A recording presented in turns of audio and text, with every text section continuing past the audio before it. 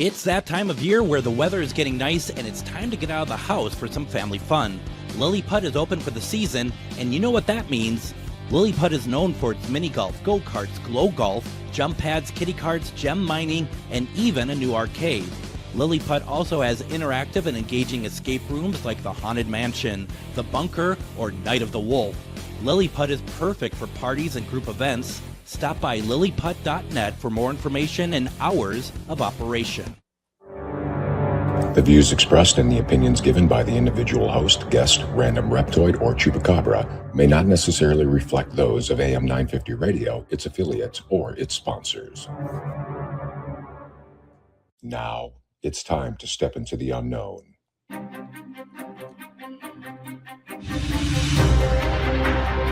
There are things people experience but never talk about.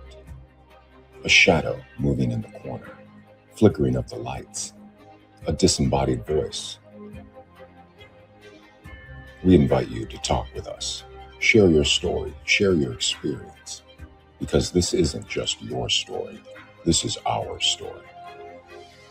This is GhostBox Radio with Greg Bakun. And this is GhostBox Radio on AM 950, where every night we talk about the paranormal, ufology, Bigfoot, and so much more. My name is Greg Bakun. Thank you very much for joining us tonight. So it's interesting because this has been something that I had only, our topic tonight is something that I've only really have given any thought of relatively recently, probably since September, October of last year. I never even thought about this. And as soon as I thought of, was presented with the idea that there could have been Civil War soldiers who may have in some way recorded some sightings of Bigfoot, I found that to be very interesting. And my guest tonight, it just so happened, who this is kind of really what he does, quite frankly, and we're going to get into that here in a second. He did, I think, a program about this, and I really wanted to kind of talk about it because I want to understand a few things. I have some questions, and I just want to hear what kind of history recorded on this. I've done some research about it, but I think that there's more to learn and more to find out about. I'm very happy to have this conversation tonight, and I'm really looking forward to it. We are going to be talking tonight about Bigfoot sightings during the Civil War, and my guest tonight is Lon Strickler, and Lon is a Fortean researcher, author, and publisher of the syndicated Phantom and Monsters blog. He began the blog in 2005, which has steadily grown in popularity and is read daily by tens of thousands of paranormal enthusiasts, investigators, and those seeking the truth. His research and reports have been featured on hundreds of online media sources. Several of these published reports have been presented on various television segments, including History Channel's Ancient Aliens, Sci-Fi, Paranormal Witness, Fact or Fake, Paranormal Files, and Destination America's Monster and Mysteries in America. He has been interviewed on hundreds of radio and online broadcasts, including multiple appearances on Coast to Coast AM. He is also featured on Destination America's Monsters and Mysteries in America. And Lon has written 9 books and is currently the host of Phantoms and Monsters Radio on YouTube. Lon was born and raised in South Central Pennsylvania near the Gettysburg National Military Park and Battlefield. After living in Baltimore, Maryland metro area for 40 years, he eventually moved back to his hometown in 2016. I'm really looking forward to this conversation. Lon, welcome to GhostBox Radio. Hey, how you doing? Good. It's good to be here. Well, I appreciate you coming on here. It's a little bit later. I don't know if you're a late person, if you stay up late or not. It's a little bit later. You're on the East Coast, right? So yeah. Yep. Sorry about that. I really appreciate that, though.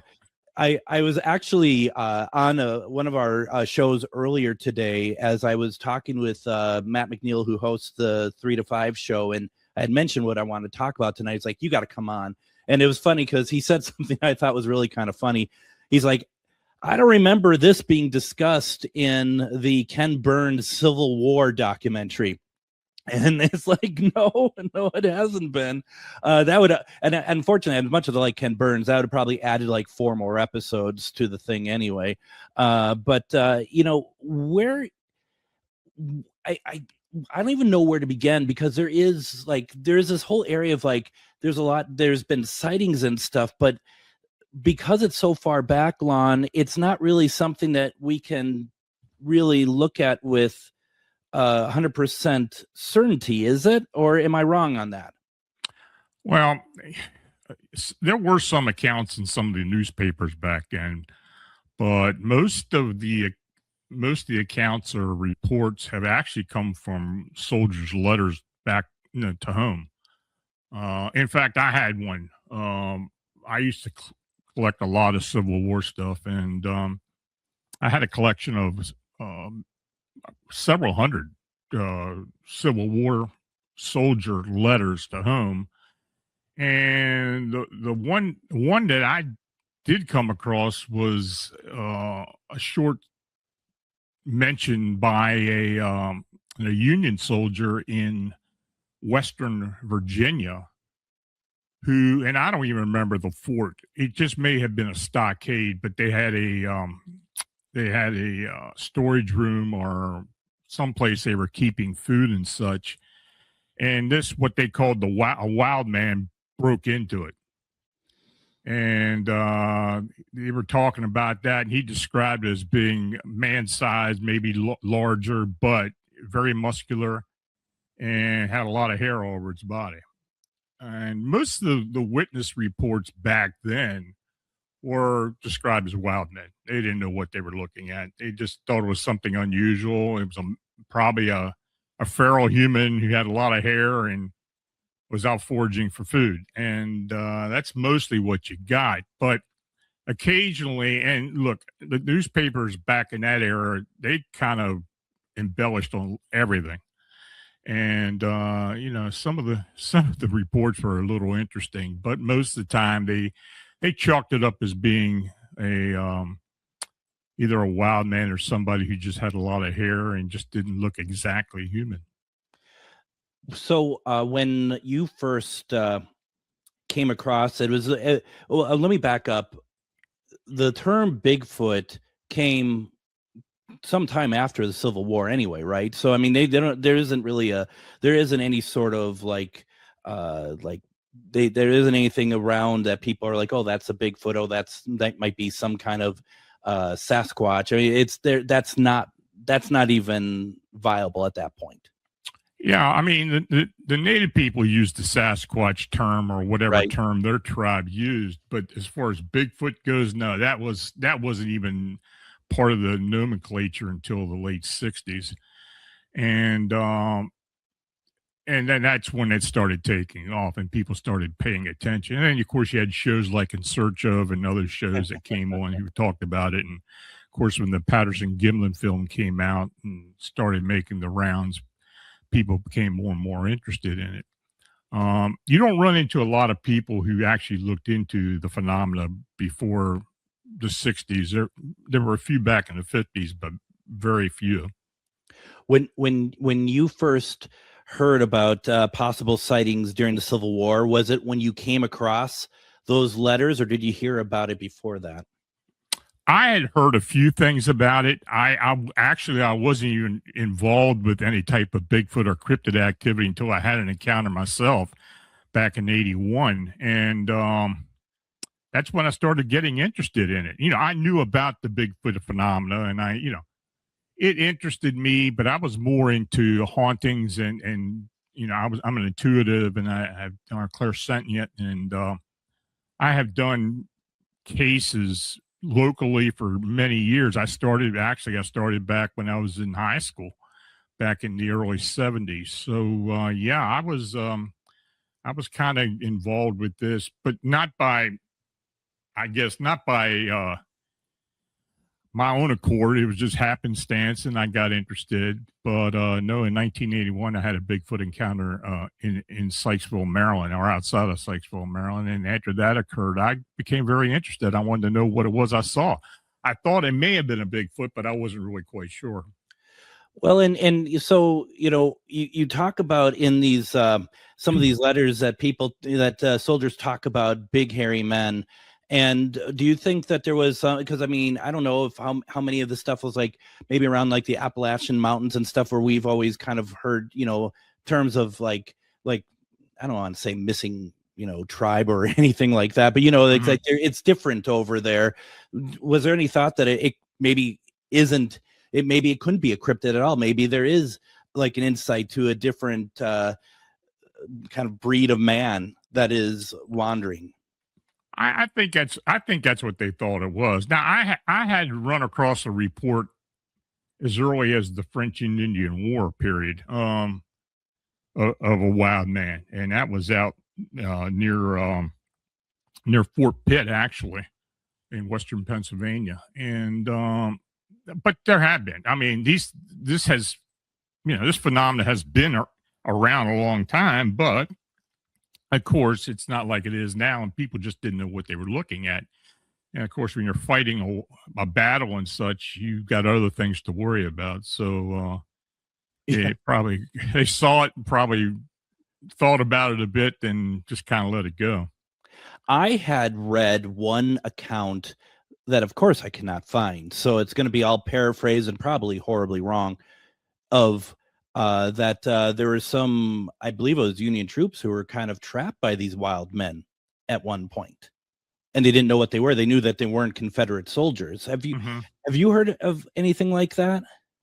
I haven't heard of anything specific, though I do know of one instance, and it's very vague, at the Battle of the Wilderness in Virginia, where there may have been either a tribe or a group of these creatures who had, because of the firefight, I guess they got scared and such, and they seemed to be fairly aggressive toward a platoon of artillery, Union soldiers, and but it wasn't a whole lot. It was one of those things that later on, as these guys got older, and I think the report actually came out in the 1890s, that somebody had made mention of it, a newspaper reporter. So that's when that came out, but it was very vague. But yeah, it supposedly had happened at the Wilderness, the Battle of the Wilderness. Well, and I've run across one here that Battle of Shiloh in Tennessee in 1862. Some of the stories is report details soldiers claim to hear howls, scream, and heavy bipedal movement in the woods at night. Some accounts described a large hairy figure watching camps from tree lines. Troops reportedly fire into the darkness without clear effect. And the sounds are said to frighten both men and horses. It's I can't imagine either what that's like, because as you said, there is a lot bigger things that they have to worry about right now. And I can't imagine that what this is like part of it too is like, is this some kind of enemy situation that's trying to throw them off as well? Mm-hmm. Yeah, I mean, that could have been what they were thinking. There had been several sightings in Tennessee around the Cumberland Mountains and such. Yeah. I knew the one in Shiloh that some of the soldiers had taken shots at. But other than that, most of the time they thought they were just bears they were dealing with. Yeah. Someone would be on picket duty for the most part, and they'd see a man that was taller than any other man they'd ever seen, dark as a bear, and kind of moving upright through the timber. And they started shooting at it, and they didn't know what they were dealing with. I mean, you got to wonder what they were thinking. And of course, at the same battle, a Confederate soldier had mentioned later on about a mountain giant. That's what he called it. Interesting. That was screaming and hollering after dark. And, we've heard a few stories as well before the Battle of Gettysburg up in South Mountain area, where most of the Confederate army, the army of the of Northern Virginia, were were camping out before the first day at Gettysburg, before they came into Gettysburg. And there was some mention of howling and not knowing what they were listening to. Some thought they were wolves, but others thought there was just something different. And they didn't really know what they were dealing with. Now, there was no mention of any sightings, but they were a little freaked out by all the howling. Well, and you gotta wonder. I mean, Gettysburg itself, the battlefields, especially, it's its own space of strangeness, I think. Mm-hmm. And that is, I don't say that to lessen what happened there, because it's incredible. It's an incredible place. And kind of switching gears a little bit, Lon, do you think, because I think the fact that there could be like Bigfoot entities and other things in that area, and I truly believe that there's some kind of, spirits that are in there as well. Do you think that possibly could have been the situation there prior to the battles taking place? It could have been. It's an area that holds a lot of energy, let alone there being a battle, for a 3-day battle where there's a lot of loss of life and imprints on the geography and other such. There had been a lot of ghost sightings in that area before the Civil War, and there had been mention from farmers and stuff seeing things. Bigfoot has been seen on that battlefield up until recently, even recently. There have been other entities and other phenomena there as well. If you just go west of Gettysburg in the area of the Micho State Forest, which is along Route 30, there's a lot of Bigfoot encounters there and sightings and a lot of evidence, but there's other stuff as well. So, we're kind of lucky here in South Central Pennsylvania because we kind of run into a lot of different things, and it kind of keeps us busy. Pennsylvania and Maryland in particular, if you're, go south of Gettysburg, you're in Maryland in 10 minutes, and everywhere along Route 15, going south into Frederick, along the Catoctin Mountains, and also Camp David is there as well. That's right. There's a lot of phenomena that happens in those woods and in those valleys. God, it's incredible. Lon, I need to take a break here. Mm-hmm. Let's go ahead and take our break. When we come back, we're going to continue our conversation. We're talking about Bigfoot sightings during the Civil War, but we're probably going to open it up a little bit because there's so much to talk about. I want to talk about some of Lon's experiences as well, plus any questions that you have. Don't go anywhere. You're listening to GhostBox Radio on AM 950. Moonstone Minneapolis is a queer-owned, community-focused gift shop in South Minneapolis centered on curiosity, connection, and self-discovery. Explore astrology, tarot, crystals, herbs, mindfulness, and spiritual practices in a welcoming environment for all backgrounds and experience levels. Located at 3304 East Lake Street in Minneapolis, Moonstone Minneapolis also hosts makers markets, classes, and community events. Learn more at moonstoneMPLS.com and discover a welcoming place to explore with curiosity and respect. Greg Bakun here. It's nice to get out of the Twin Cities and take some travel excursion to some great locations. Minnesota has so much to offer, which is why I love traveling down to Wabasha and staying at the historic Anderson House Hotel. Opened in 1856, this beautiful hotel offers comfortable accommodations, has a delicious restaurant, and even a speakeasy in the basement to unwind with a drink. Located next to the Mississippi River and on Main Street, there is a lot of sightseeing and shopping to do too. To get more information, go to theandersonhousehotel.com.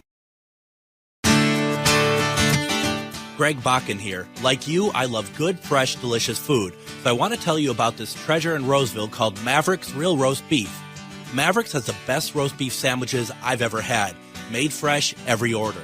Add fries or onion rings dropped in the fryer when ordered, and you have a winning combination. Maverick's Real Roast Beef has a lot more than roast beef, so check out their website, mavericksbeef.com, or check out their restaurant on Lexington in Roseville. Greg Bakun here. I've been talking for a while about how spooky, fun, and fascinating the Minneapolis trolley tours are, but now there's big news. The Candlelight Ghost Tours now begin at the historic Pillsbury Club, a beautifully restored haunted mansion once owned by Charles Pillsbury himself. Believe it or not, the interior is nearly 200 years older than the exterior. How is that possible? You'll have to come out and find out.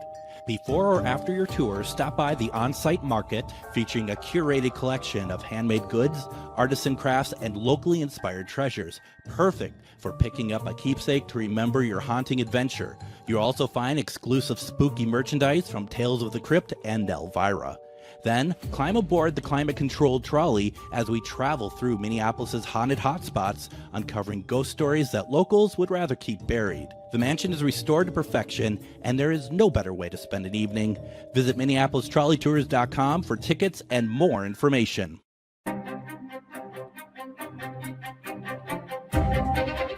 And I think I said this yesterday, but I want to also remind people, if you're hungry, make sure you head on out to Maverick's Grill Roast Beef. I went there Saturday.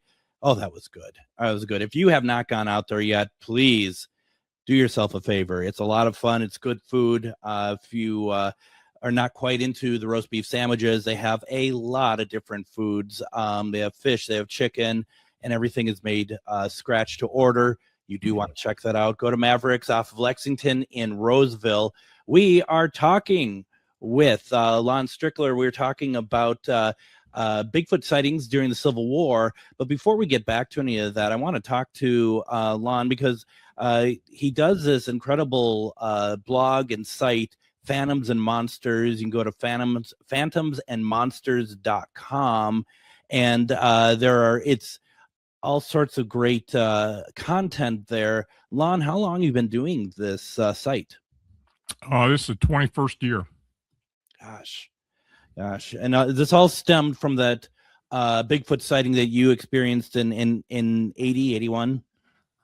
That was just part of it. I had been, ever since I was young, I was writing, reports and such from people in a notebook and whatever, before the internet, and taking recordings from people who had encounters. I would go down to Florida, say, for several weeks, and I'd kind of stop on the roadsides and talk to people, and something would come up and I'd talk to them about it. It was a lot of different things, but I kept a lot of stories for almost, I guess, about 25 years until I just decided to start. I worked on another blog with somebody else's blog, and then eventually I just started my own in 2005.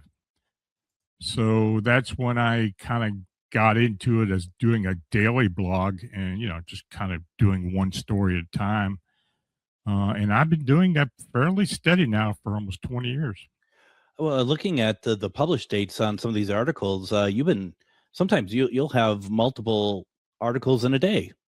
Yeah, I usually do about 4 a day. Gosh, God, that's great. Where do you get your information? Do people send you stuff? I'd say about 80% is from witnesses, and then I talk to other investigators and researchers, and somebody will mention something to me, and I'll go in and start doing a little research and get a story out of it and go from there. I would suspect that over 21 years of doing this, people when they encounter something, you're going to be one of the first people they want to reach out to, aren't you? I guess they are. I do get a lot of reports. I guess I average about 25 reports a week that come either into the website or somebody calls me or, somebody will send me an email. Especially if we're into doing a phenomena that a lot of people are interested in. We were lucky and got involved with the Chicago Mothman phenomena very early on. And there was 3 sightings in 2011, then it kind of slacked off. Nothing was going on. Nobody was saying anything. But in 2017, it exploded. And it's been fairly busy. I've been fairly busy with that up until about a year and a half ago. Every once in a while now we'll get one that'll leak in. It's usually an older story, but nothing really in real time. But we had about 186 reports that we felt were valid reports in the Chicagoland area. And talking about Minnesota, I mean, we've had several reports in Minnesota as well. So the upper Midwest is very active. So the last commercial we played in the last break was the Anderson House, and that's in Wabasha, Minnesota, which butts up to the Mississippi River. And what we did an event over there, and then we walked from the Anderson to the river, which is about, roughly 2 blocks, not even that much. And we started to kind of call out to the other side, which would be Wisconsin, then calling out and playing audio of what we would understand would be like Bigfoot howls and stuff like that. And we started getting tree knocking happening on that side. And then also something made a big splash in the river right in front of us. And we're not sure what it could just very well be a fish, but it was massive. And it was a very interesting thing. And absolutely, we get a lot of interesting stuff, and a lot of us like to go out and do it as well. And folks, I want to just say, phantomsandmonsters.com. I'm just even today, there's Bigfoot articles, there is UFO articles, other cryptid articles that are being reptilian humanoids, which has always been one of my favorite, the old reptile. You got to check this out. This is truly wonderful. As the byline for the page is, explore true cryptid encounters, unexplained scary experiences, and real eyewitness reports. Once again, phantomsandmonsters.com. And then you do a radio show as well on the same subject. Yeah, I do a live show every Friday night. And mostly what I do now, I used to do a lot of interviews, but it's mostly me writing out a script and talking about the cases that people send me and some of the things I have researched, some of the encounters I've had, some of the investigations we've done. It just depends what I feel like doing that week. And, start digging into older reports and start piecing stuff together. So, it's basically what we do now. But it's on YouTube. It's Phantoms and Monsters Radio. So if you search that, you'll find it. That is awesome. That's awesome. And you mentioned something about, piecing things together with old reports and stuff. Do you get that on occasion, where you might get maybe reports maybe from the same area, maybe from different periods of time, but what you end up with is realizing that maybe these are connected? Then before, if you just looked at them by themselves, maybe you wouldn't have seen that. Right. Yeah, we get a lot of that. There are a lot of hot areas, especially in the United States and Canada, where there's similar phenomena, even different phenomena occurs in the same area. So I try to take that in consideration when I'm going back into the archives and pulling things up. And it's pretty popular as far as that goes. Oh, I bet. That sounds absolutely incredible. In the comments, Laura left a couple comments. She says, I seen a kid Bigfoot walking around a pond at Shreve Marsh. Then she also says, I've never thought about Bigfoot or aliens in Civil War. It's there. And there was actually a really good, I thought it was really good episode of Ancient Aliens where they talked about aliens encountered with, there's a couple, one with presidents, but the other with the founding fathers, that I thought was a really interesting concept. Whether or not I believe everything that the episode presents, that's another thing, but the idea of some of that is really interesting as well. Because that's kind of the premise of the show, right? That they're trying to make a case that basically everything that we've ever learned and know how to do as humanity has some kind of alien beginning to it. Yeah, it's interesting when you go back into a newspaper archive and start searching phenomena, especially like when people see something in the sky, they don't know what it is, and occasionally somebody will mention that they saw small humans or whatever, and it occasionally pops up, not as much as it does now, but most time people just kind of kept quiet about it, just fearing that people would think they're nuts. So every once in a while something will pop up from old, but it's very rare. Dave, you mentioned you had a Bigfoot experience. Have you ever had any alien experiences? I did. I had an abduction encounter back in 2015. It was, I really haven't talked a whole lot about it over the years, but I do believe that I was gone from home for about 5 hours. I was taken, I think, aboard a ship where there was 3 tall, what you call grays, I guess. They were, Sure. very tall and thin beings that communicated, mind talk, mind speak. I was talking, but they weren't. But I was literally picking up what they were either thinking or trying to project to me.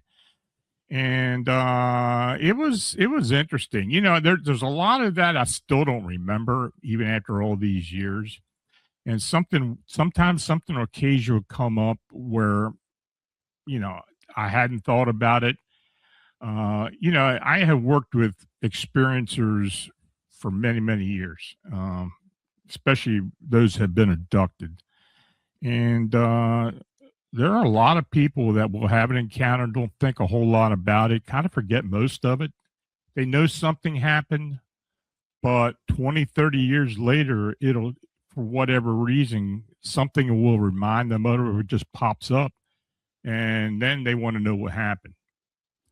So, I have worked with a lot of people over the years as far as possible alien encounters and abduction. It's interesting because next question I was going to ask you if you had, if you have any implants. And the reason why I bring it up is because I believe that there has been something similar that had happened to me. And there's a whole reason to firmly believe it, because I was using communication tools to try to reach out to them. And, I'm also an intuitive. So there's stuff that happened that led to that. And I had long suspected that I was taken that night.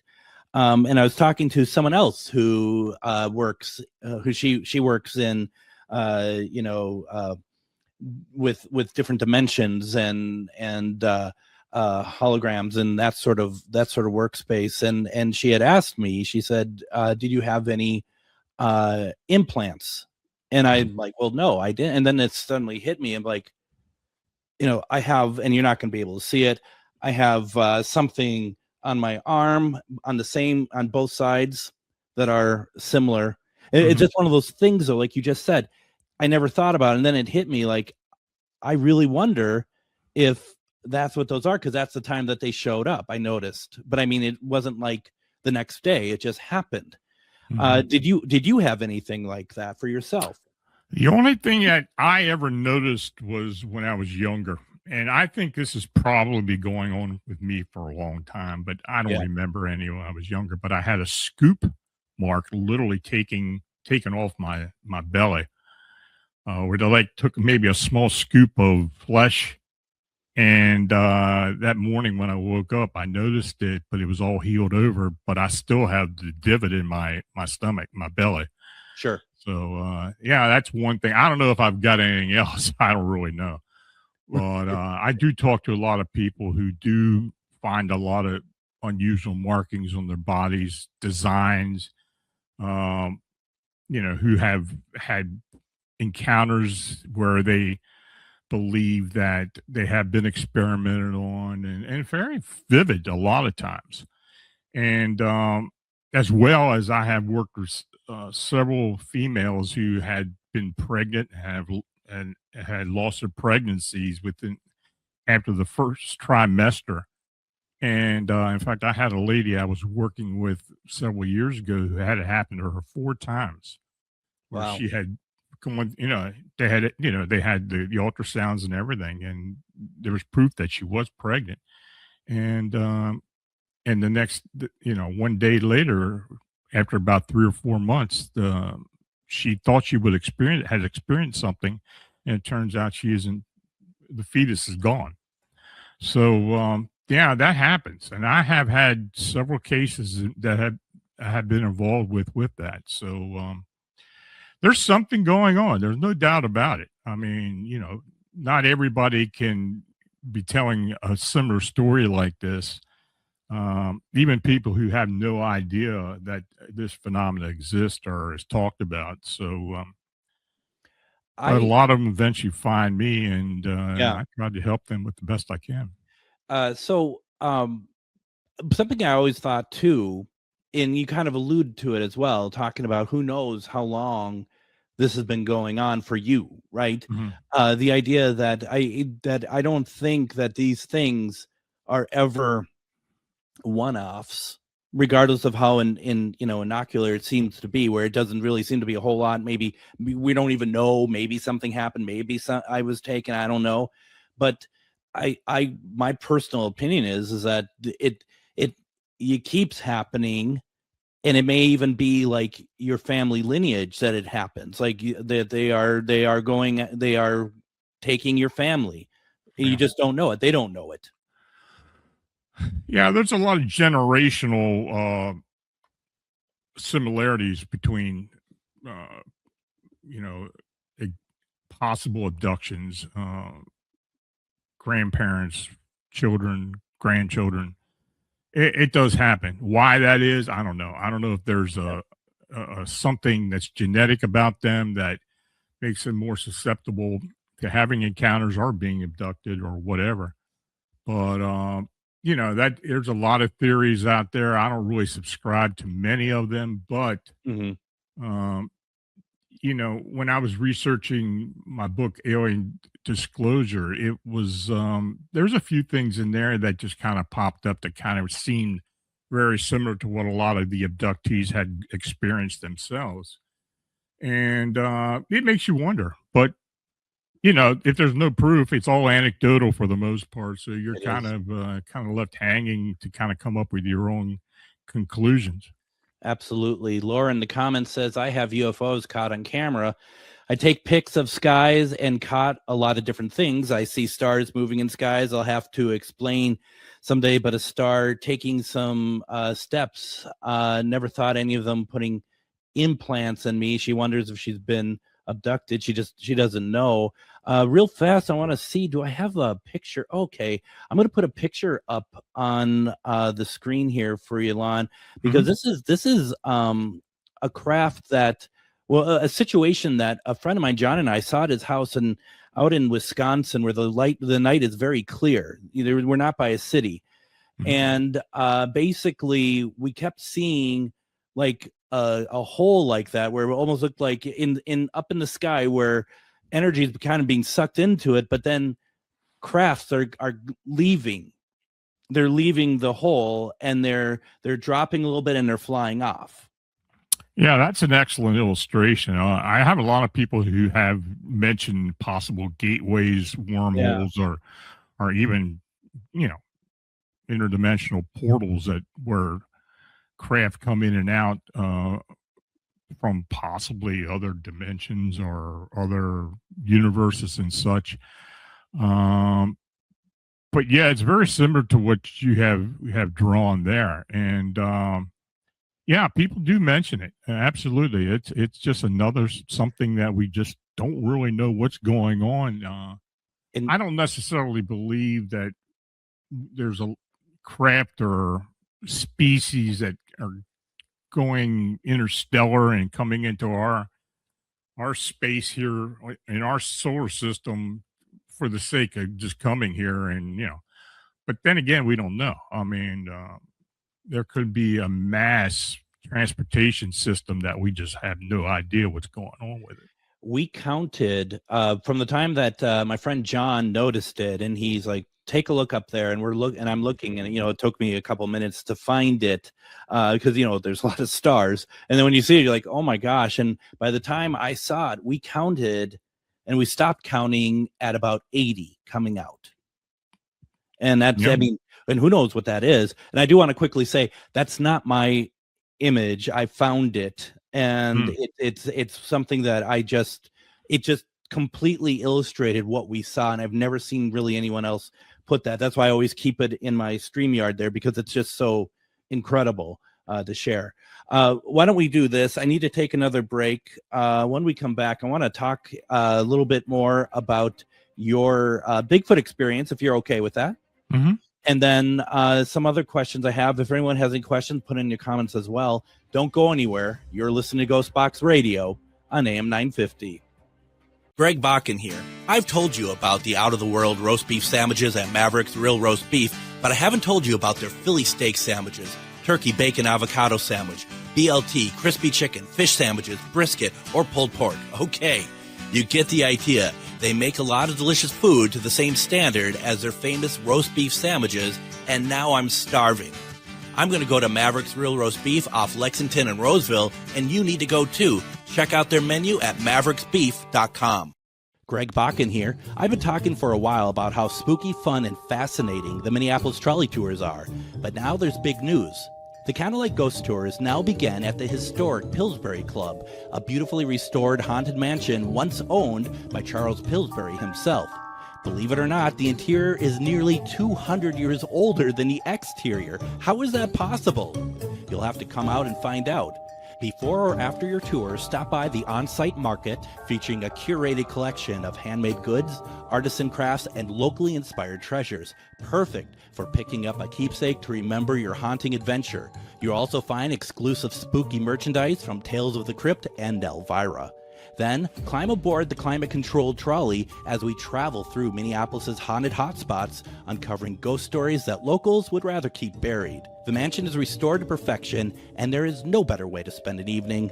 Visit MinneapolisTrolleyTours.com for tickets and more information. Moonstone Minneapolis is a queer-owned community-focused gift shop in South Minneapolis centered on curiosity, connection, and self-discovery. Explore astrology, tarot, crystals, herbs, mindfulness, and spiritual practices in a welcoming environment for all backgrounds and experience levels. Located at 3304 East Lake Street in Minneapolis, Moonstone Minneapolis also hosts makers markets, classes, and community events. Learn more at moonstoneMPLS.com and discover a welcoming place to explore with curiosity and respect. It's that time of year where the weather is getting nice and it's time to get out of the house for some family fun. Lily Putt is open for the season, and you know what that means. Lily Putt is known for its mini golf, go-karts, glow golf, jump pads, kiddie carts, gem mining, and even a new arcade. Lily Putt also has interactive and engaging escape rooms like the Haunted Mansion, the Bunker, or Night of the Wolf. Lily Putt is perfect for parties and group events. Stop by lilyputt.net for more information and hours of operation. Greg Bakun here. It's nice to get out of the Twin Cities and take some travel excursion to some great locations. Minnesota has so much to offer, which is why I love traveling down to Wabasha and staying at the historic Anderson House Hotel. Opened in 1856, this beautiful hotel offers comfortable accommodations, has a delicious restaurant, and even a speakeasy in the basement to unwind with a drink. Located next to the Mississippi River and on Main Street, there is a lot of sightseeing and shopping to do too. To get more information, go to theandersonhousehotel.com. And join me tomorrow on GhostBox Radio with Greg Bakun. Keeping the spirit of things, it's a Just Greg episode tomorrow. It's just going to be me, and I'm going to be talking about my trip to Gettysburg a number of years ago. I drove out there, and it was probably one of the most haunted trips I've ever taken.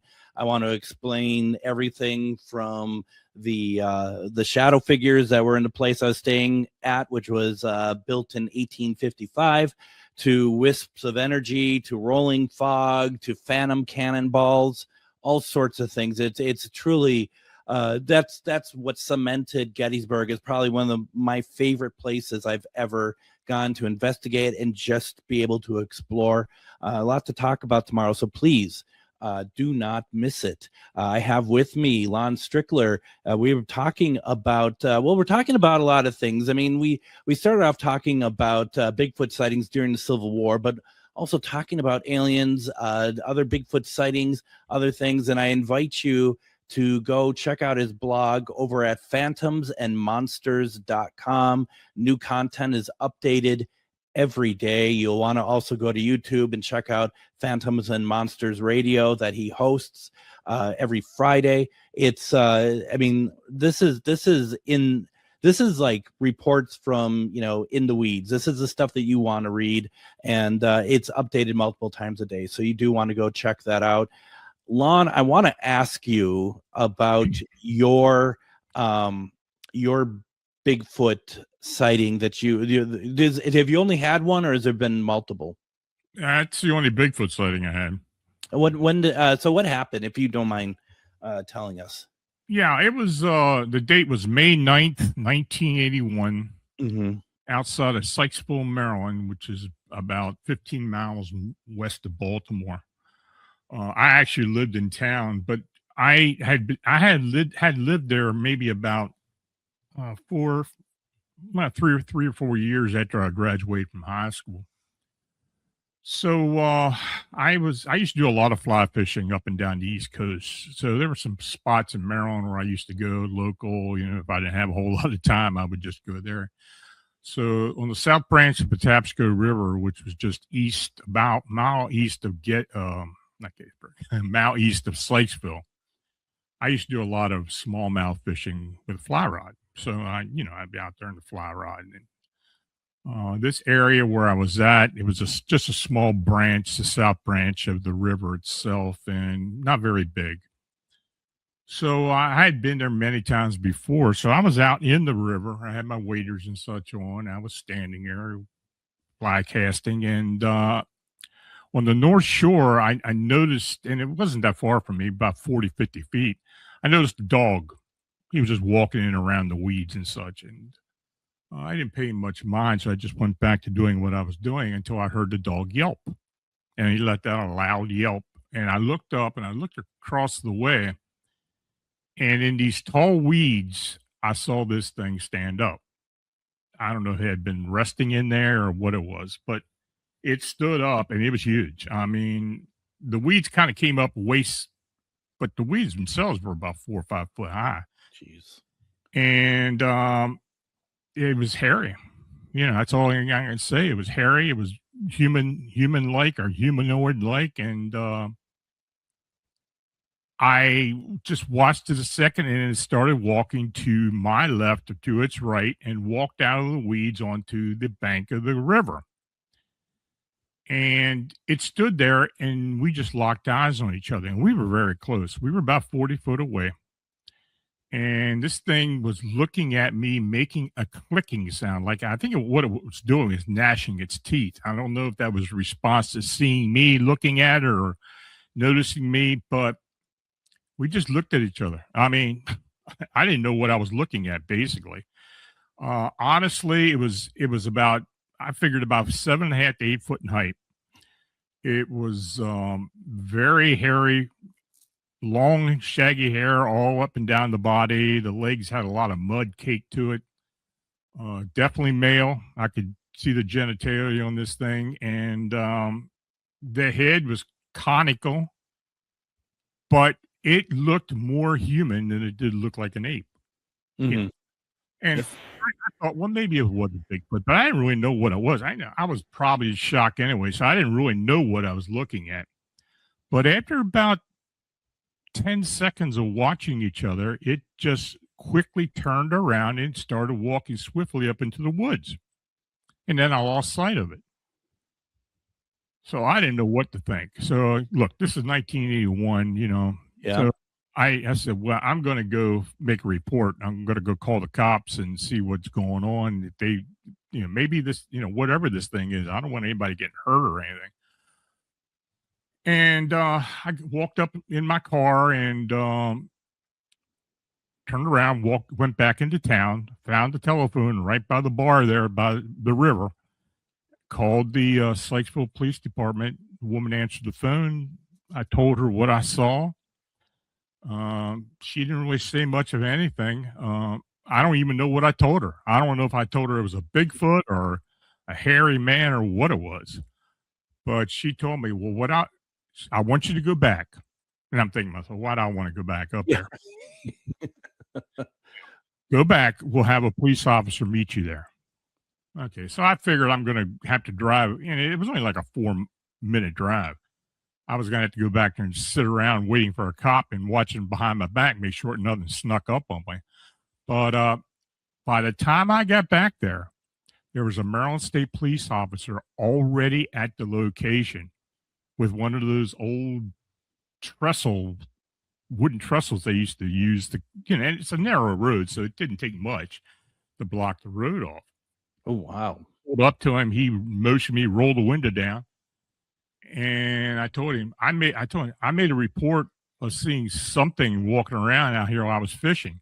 He said, all he did was look at me and say, turn around and go back home. Whoa. I made the report. I was told to come here and meet the officer. He said, I don't care. You got to leave. Wow. I did. So I turned around and went back home, and I lived right in Sykesville. So, about an hour later, I decided, well, look, I'm going back up there. I'm going to see what's going on, because it really piqued my interest now. So I drove back River Road, and, man, I tell you, there were cars everywhere. I literally had to walk about a quarter mile after I parked my car to get to the location because there's so many cars there. So when I got to the area where the barrier had been put, there was a Howard County police officer standing there. There was a couple other people standing around. So I kind of nonchalantly went up to the cop and said, look, what's going on? I'm trying to drive through here to go to Marysville. He said, you're going to go turn around and go up 32. I said, well, what's going on? He said, he started laughing. He said, somebody said they saw a Bigfoot. I said, okay. And I don't even know if I told anybody that. Right. Yeah. So I'm looking around, and they've got handlers with dogs walking in and out of the woods. They had a big old white tent set up there where this thing had been across the river. There were vehicles from every jurisdiction in that area. I mean, every police officer, every police jurisdiction was there. Sheriffs, county cops, state police, and the feds were there because there were two black Wagoneers sitting there as well. I heard a helicopter, didn't see one, but I heard nearby. So I'm thinking, what the hell's going on here? So I thought to myself, then I saw the cop that I had originally talked to, and he was walking around, and I thought to myself, I don't want to even talk to this guy. Yeah. So I turned around and started walking back to my car. So I got back home, and I started calling the network TV stations in Baltimore. There were 3 of them at the time. I called each one of them. And the news editors, the people I talked to, were very interested. They wanted to know what was going on. They said, well, we'll give you a call back. We'll find out more. We'll give you a call back and interview. Okay. Well, about a week later, nobody had called me. So I'm starting to wonder what's going on. I had driven back to the area a couple of times, and, nothing was really there. I mean, they didn't leave any debris or anything. So I called WMAR, which was one of the news stations in Baltimore. I got on the phone with the news editor. I told him, I said, look, I don't know if I talked to you originally, but I had called after I had what I believed to be a Bigfoot sighting out on the Patapsco River near Sykesville. And he said, I can't talk to you, and hung up on me. Wow. And then I thought, well, something's going on. Well, as the years went by, I was just kind of left in limbo. I really didn't know what was going on, what had happened.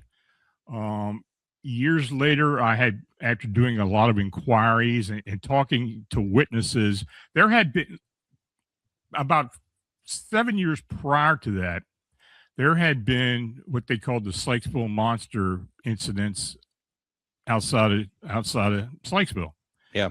And this creature was going in and out of people's homes, raiding chicken pens and getting into people's garages. And, so the people who lived down in that area were African-American. There was a couple of families that lived down there. And I actually worked with one of the guys who was kind of the patriarch of the area. And he started introducing me to a lot of the people who had encounters or witnessed this thing back then in the early 70s. So that's when I really started getting into the cryptids and the Bigfoot in particular. And I wanted to know what it was. Well, eventually the Baltimore Afro-American newspaper sent a reporter down there and kind of put the whole Sykesville monster thing on the map. And when they did a report and did it in the newspaper, it started getting picked up. I knew nothing about this. I had no idea what had happened before until my friend told me and a couple other people told me. But I did a lot of interviews. We have a minute left. Just want to say we have a minute left. Okay. And I did, I talked to a lot of people, got a lot of information. Eventually, I talked to a couple of the police officers who had been there that day. They verified everything that I had seen. So, to this day, I really don't know what had happened. I do know that someone had made a report of seeing a Bigfoot about 3 hours prior to my sighting or at my encounter. And, but I still don't know why everybody was called out. A lot of government buildings and facilities in the area. Who knows what it was, but it's still a mystery. What an incredible story. Unfortunately, we have to leave it there. Once again, folks, please go out and visit phantomsandmonsters.com. Listen to Phantoms and Monsters Radio. Lon, thank you so very much. That was great. I really appreciate this. And we'll be back tomorrow. We'll be talking about Gettysburg. Make sure you join me and have a good night.